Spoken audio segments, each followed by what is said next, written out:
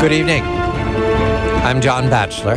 Gordon Chang, the Daily Beast, joins me as my colleague and co-host, and we go immediately to the Panama Papers. The revelations just beginning, millions and millions of documents from an obscure law firm. I note on the signage outside in Panama Zone, the law firm in question is number 3 on the signage, so clearly not a big property renter in Panama. But in any event, this law firm is the centerpiece of investigations and puzzlements and mysteries and doubts and fears around the world right now, because the documents point to leadership in many countries, Russia's mentioned, Ukraine's mentioned, where the governments are non-transparent and suspect, and they point to China. So we welcome Charles Burton, our colleague, our watcher of the Chinese Communist Party at Brock University. Charles, a very good evening to you.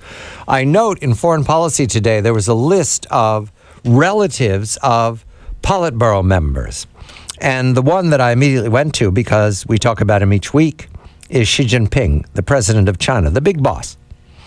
His brother-in-law, Deng, is said to have 3 offshore firms over several years, and identified in these papers. Is that fresh revelation in China? Is that why they're suppressing it, or is this old news? Good evening to you, Charles. Good evening. Well, I think the fact that the leadership have obscenely large amounts of money abroad is not new news. The Bloomberg and New York Times have done extensive exposés of foreign holdings of the families of senior officials in China, including President Xi.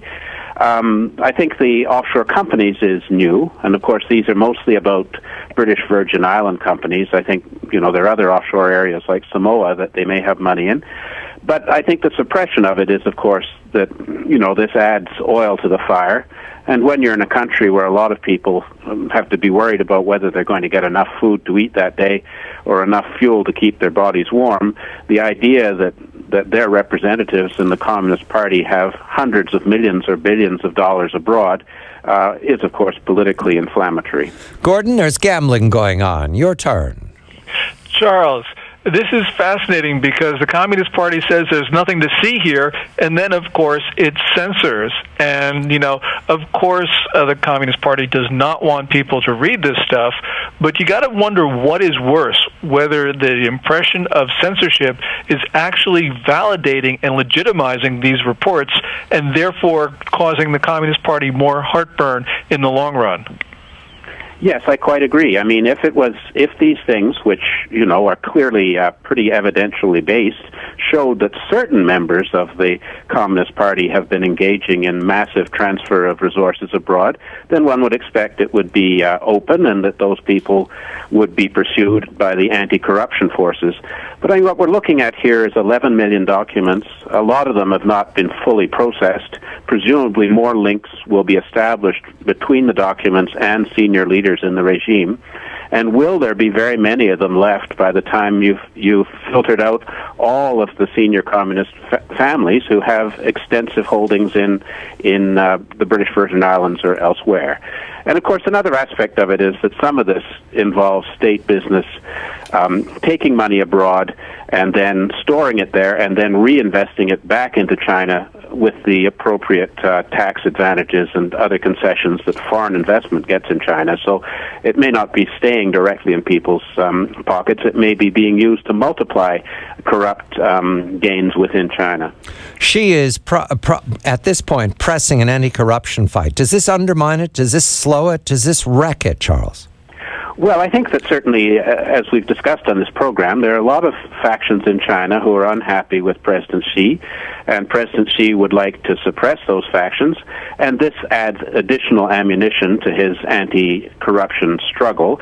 So if he's able to demonstrate that there are these documents that provide irrefutable evidence that some of his political enemies have been transferring large sums of money abroad to the British Virgin Islands, the revulsion from a nationalistic point of view of this betrayal of the country to start with, aside from the simple corruption aspect, would strengthen his hand in purging those people.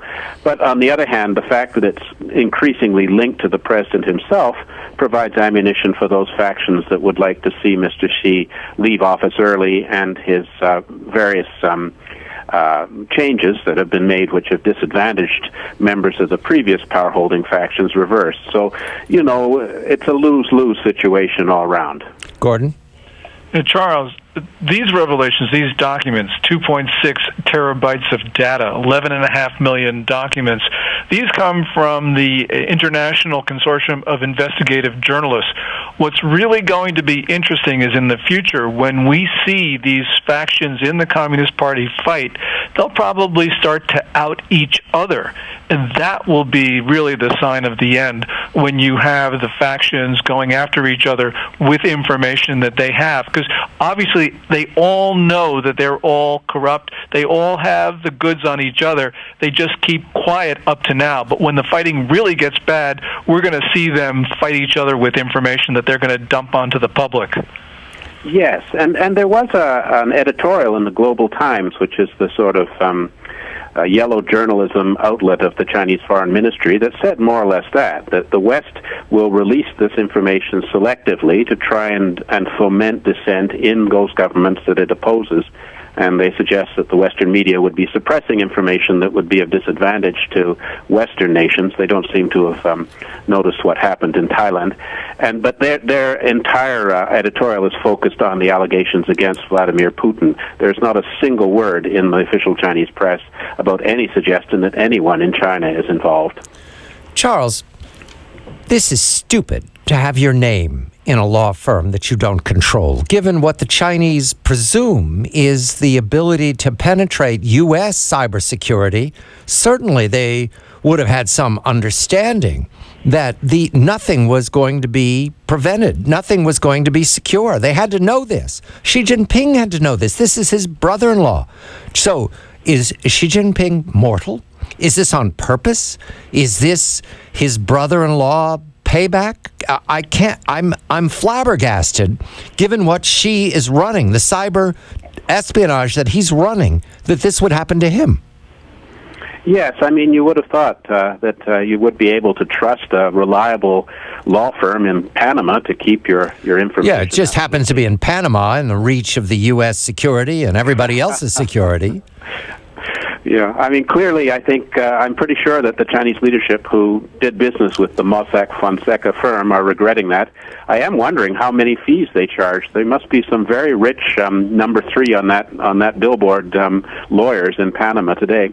Gordon, is it too much to say that Xi Jinping was stupid, letting his brother-in-law keep information there that points back to Xi? Yes, and I think we're also going to see other revelations, because remember, Mossack Fonseca is just one firm, and by the way, not the most important firm in this business.